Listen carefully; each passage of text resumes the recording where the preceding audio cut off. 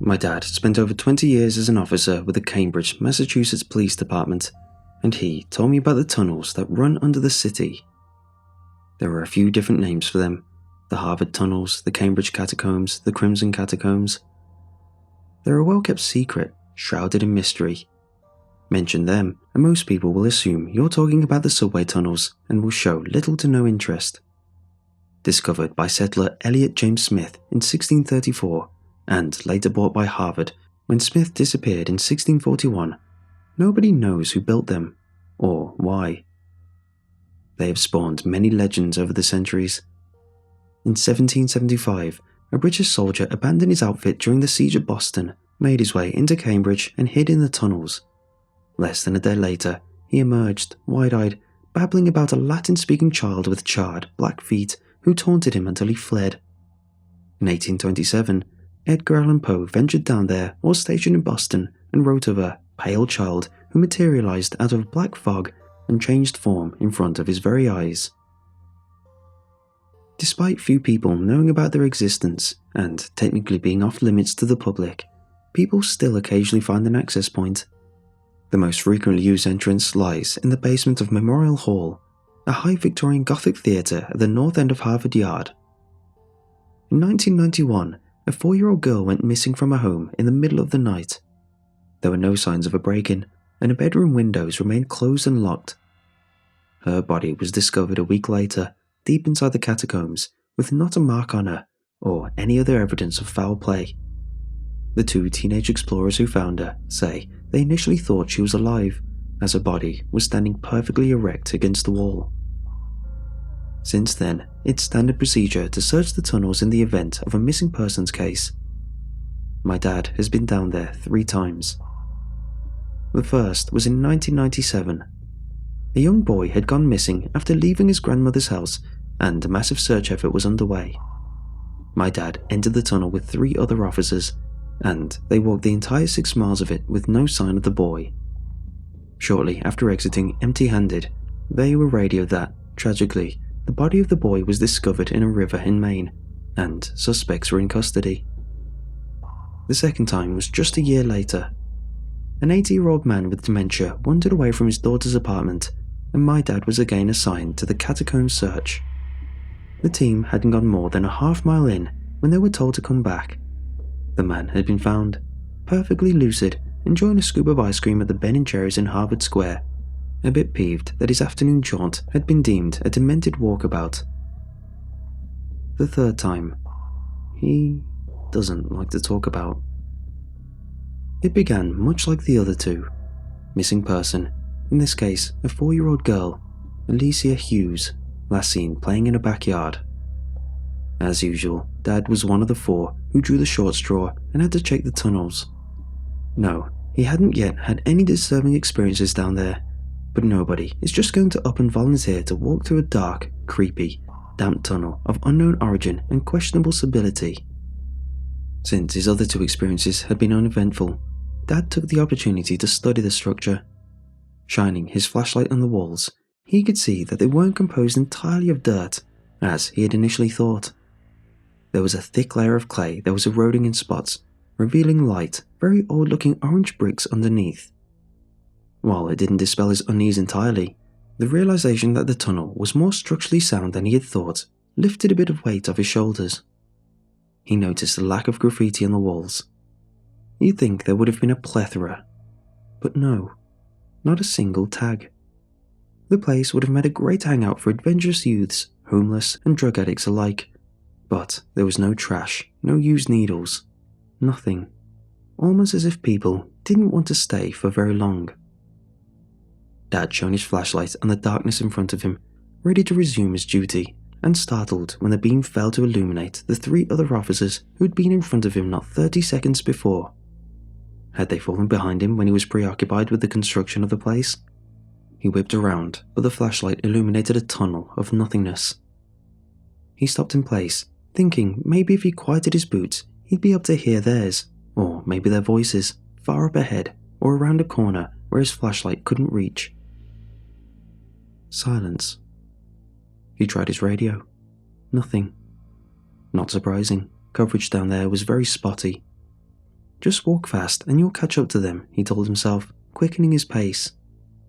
Then, a tiny voice echoed through the blackness. "Hello?" it asked. It was a little girl. "Hello?" he parroted, breaking into a jog. "Help!"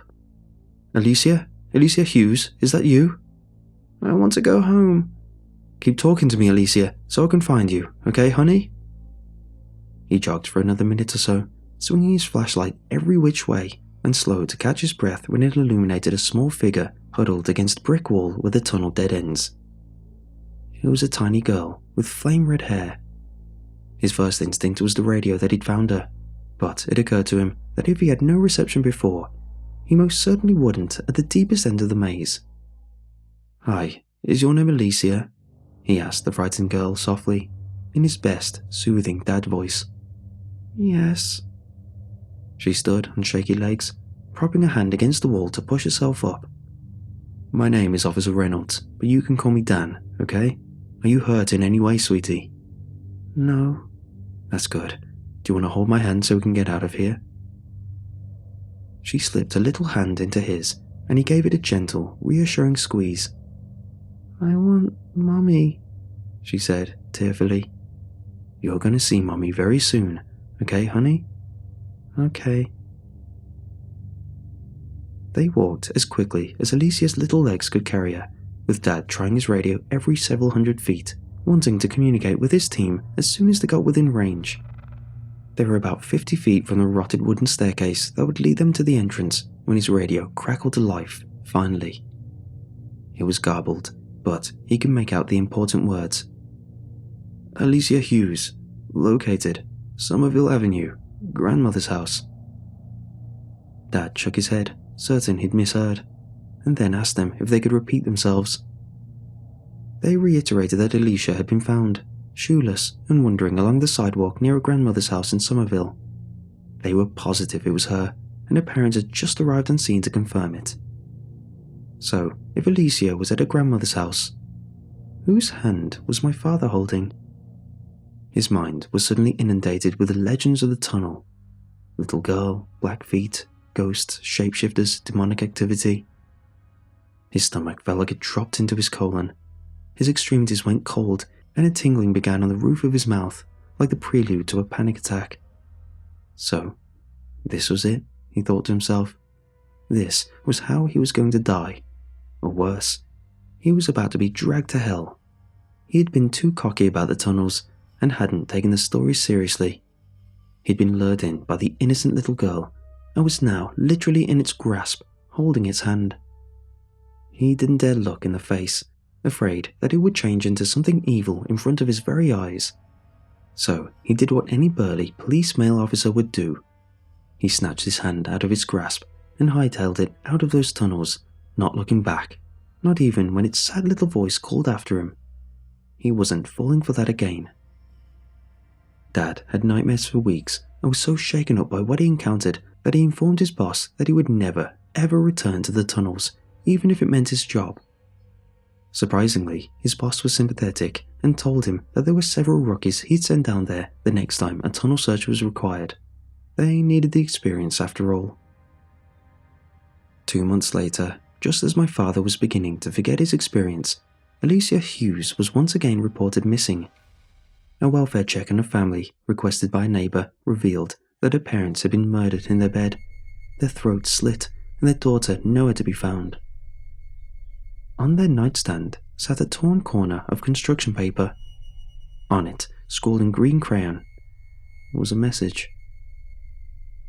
"Thank you for letting me out." Upon learning of this turn of events, my father did something he swore he would never do. He returned to the tunnels. He had a hunch that he hoped to God wasn't true. He and 2 other officers walked nearly 6 miles before they found the flame-haired body of Alicia Hughes. Her little form was curled up in the fetal position on the dirt floor, as though she had died trying to keep herself warm. She was in the process of mummifying. The soil surrounding her was dark, as it had acted like a sponge for the fluids that her body had leached, allowing her to dry out. An autopsy revealed that she had been dead for approximately 2 months. My father never recovered from this and retired from the police force the following year